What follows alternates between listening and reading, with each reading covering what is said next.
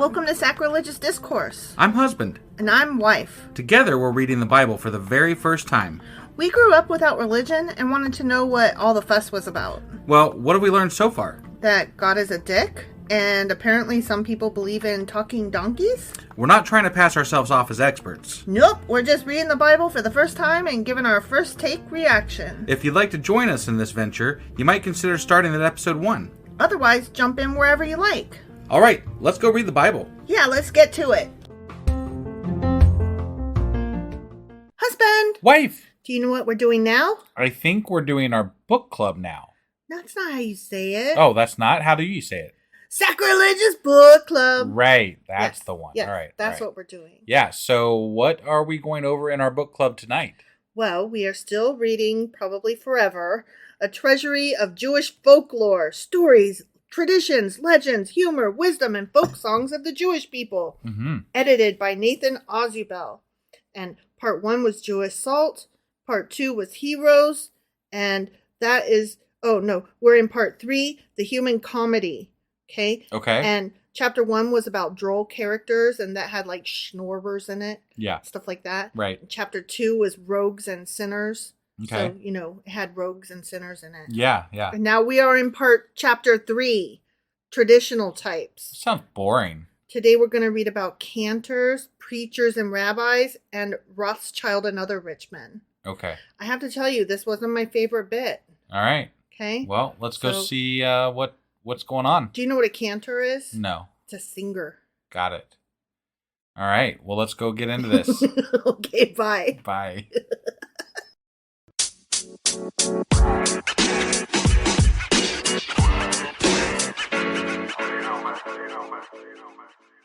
All right, so this bit opens with a really lengthy intro. I'm not reading the whole thing to you because it doesn't need to be. Right, Okay. yeah. I'll just read this couple sentences here. Okay. The Jew, an adept at the wise king's teaching to do everything in its own season, found time to scoff as well as to revere, to be skeptical as well as to extol. This was not done from caprice or malice, but rather out of good-humored raillery, prompted by a recognition that the noblest and the wisest also have their comic and foolish sides, which I can agree to that. Sure. Therefore, all life passed in review before the folk humorist, who was no respecter of persons or of the degree of their eminence. So everybody farts, is basically. Got it. That's the way I view that. Yes. Everybody, without exception, was a candidate for the butt of his jokes. Okay? Okay. So you heard me say cantor, and that is what the opening bit covers. And I said it's a singer. Yeah. It's the person who leads the singing in the synagogue. Okay. And a lot of times they were thought to not have great voices. So it's like a joke among them. Another thing that they covered was Rothschild and rich people, rich Jews specifically. Right. And they used the term very generically, as in if they said, oh, there goes a Rothschild, they don't mean anybody specific. It's a very generic, rich... Gentile, whatever. Yeah. Jewish person. Right. Jewish person, yeah. Not a Gentile, a Jewish person. Right. But a rich one. Right. And they were often thought to be stingy by the people, by the Jewish people. Okay. Like, I'm not trying to put stereotype, forth any the stereotype. Jewish stereotype, right. Yeah. I'm trying to explain the jokes that are being written by Jewish people, what they joke about. So it's quite possible maybe that the Jewish people started their own stereotype about themselves. Correct. So, and I don't know how that all transpired. Yeah, I don't know that. I'm just saying it's possible. It is possible. All I know is I don't know. Right. And I'm not trying to get into all that. I'm just trying to make sure everybody knows that I'm not trying to stereotype. Right. I'm merely bringing the information from this book. Right. Okay? So the first one that we're going to read is on page 391, and it's called A Cantor After 70. Okay?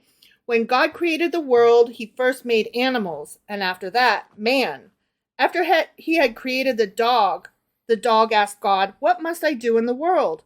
And God answered, "You will have a master who will beat you if you will not obey him." Oh. Yeah, you'll chew on bones and bark at the moon. Whee, that sounds fun, right? No. "How long will I live?" asked the dog. 70 years. What? Wait, what? What? Cried the dog. Lead a dog's life for 70 years? 15 is enough. 15 years it shall be, agreed God graciously.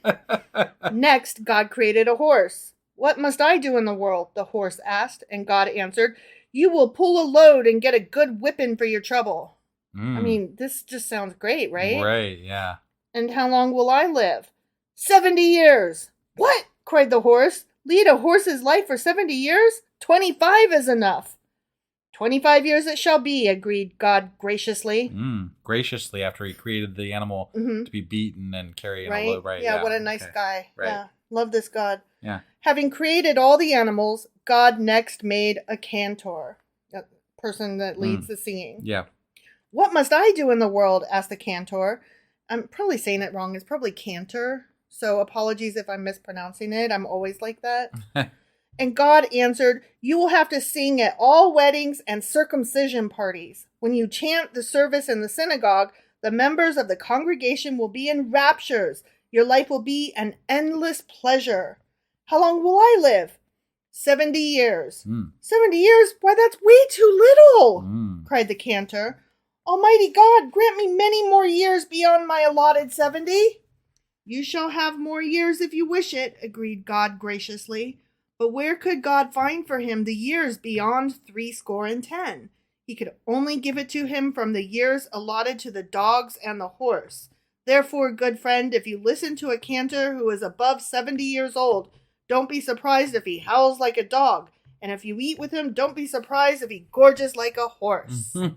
The end. Did you love it? Man, that's great. That's one of the better ones of these. Oh, yeah. Wow. Yeah. Was not impressed with this You're selection. setting this up for all of our listeners to just drop off. Yeah. Well, I mean, we're just getting through this book, just like the Bible, right? Sure, yeah. Okay. Now we're going to read one from Preachers and Rabbis. Okay. And that's page 392, a letter of recommendation. Okay. The post of rabbi was vacant in a Bronx congregation. A rabbi who had but recently given up a pulpit in Brooklyn applied. The president of the Bronx congregation did the usual routine thing. He wrote a letter of inquiry about the rabbi to the Brooklyn congregation. Shortly after, he got the following answer. Our former rabbi can easily be compared to Moses, to Shakespeare, to Demosthenes, and to God the Father. Wow, jeez. Right? The Bronx congregation was impressed and delighted with this glowing praise. Right. So they appointed the Brooklyn rabbi to their pulpit. But it did not take long for them to discover that their new rabbi was no genius. So in a huff, the president wrote a sizzling letter to the Brooklyn congregation, upbraiding it for the deception and demanding an explanation. Several days later, they got the following reply. Why do you call us names? Who has deceived you? We wrote you as we did for the following reasons. Our former rabbi can be compared to Moses because, like him, he knows no English. To Shakespeare because, like him, he knows no Yiddish. To Demosthenes because, like him, he speaks as if he has pebbles rolling in his mouth. And to God the Father because, like him, our former rabbi is positively not human. I actually liked that one. Right. All right. On page 393, we will read Fair Solution. Okay. The rabbi was walking along the road when he met a fat rich man who was smoking. Why do you smoke? It's an awful vice, he rebuked him. I smoke to help me digest my dinner. I overate, apologized the fat rich man. Further on, the rabbi met a thin poor man who was also smoking. Why do you smoke? Don't you know it's a terrible vice? The rabbi lectured him severely. I smoke to drive away the pangs of hunger, murmured the thin poor man apologetically. Lord of the world, cried the rabbi, lifting his eyes to heaven, where is your justice? If only the fat rich man would give the thin poor man some of his dinner, both of them would be healthier and happier, and neither of them would have to smoke. Perfect, yeah. Right? Yeah. Like, yes, that is correct. Right. Socialism. No, it's wonderful. No lies detected, friend. Right. Okay. So next one we're going to read is on page 395, and we're entering the Rothschild section, okay? Okay. This one's called Living Deluxe. Okay. In the Jewish cemetery at Frankfurt am Main lies the magnificent grave of Reb Amschel Rothschild, the founder of the famous banking family. One day a poor man from Galicia came to see the grave and stood marveling at the tombstone's beauty and costliness. That's what I call living, he murmured to himself in rapture. Isn't that something? That's good, yeah. I think there's one more, yeah. Okay, on page 398, True Grief. Okay. At the funeral of the richest man in town, a great many mourners turned out to pay their last respects to the dead. Among the multitude was a poor man who heaved deep sighs as he followed the hearse. Are you a close relation to the deceased? Someone asked him commiseratingly. Well, I'm no relation at all, he replied. Then why do you weep? That's why. Oh, yeah. Yeah, it took me a second too. Right, yeah. Yeah, so that is it for that section. Next time, we will be getting into a continuation of this chapter, traditional types, with doctors and patients, waiters and restaurants, and matchmakers. That sounds kind of possibly interesting. Yeah, that sounds funner. Yeah. Though they weren't that bad today. You set me up for like really bad, and I'm like, it wasn't that bad. I like to think it's just because I read the best ones and I read them well. Got it. I credit myself. Okay. God gets to credit himself for everything. Right, I get to credit myself. Fair enough. All right. Well, that was our episode today for the book club. For Sacrilegious Book Club. And I'll be getting out the weekly wrap-up here shortly, and then we'll be back tomorrow with... Isaiah. Or maybe even today, because it's late. Well, yeah. So, whatever. Yeah. It'll be out after this one. Isaiah chapter 11. There you go. We'll see you then. Yep. Bye.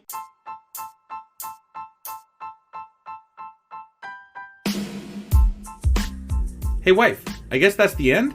But husband, that's just sad. It doesn't have to be. We are on lots of social media platforms like Twitter. Our handle there is sacrilegious_D. For D's nuts. Oh my God. Stop doing that. Anyway, we're also on Facebook, Instagram, and Pinterest. There's a link to all of our social media sites at our website. Ooh, we have a website? Yeah, it's sacrilegiousdiscourse.com, where you can also find a link to our merch shop.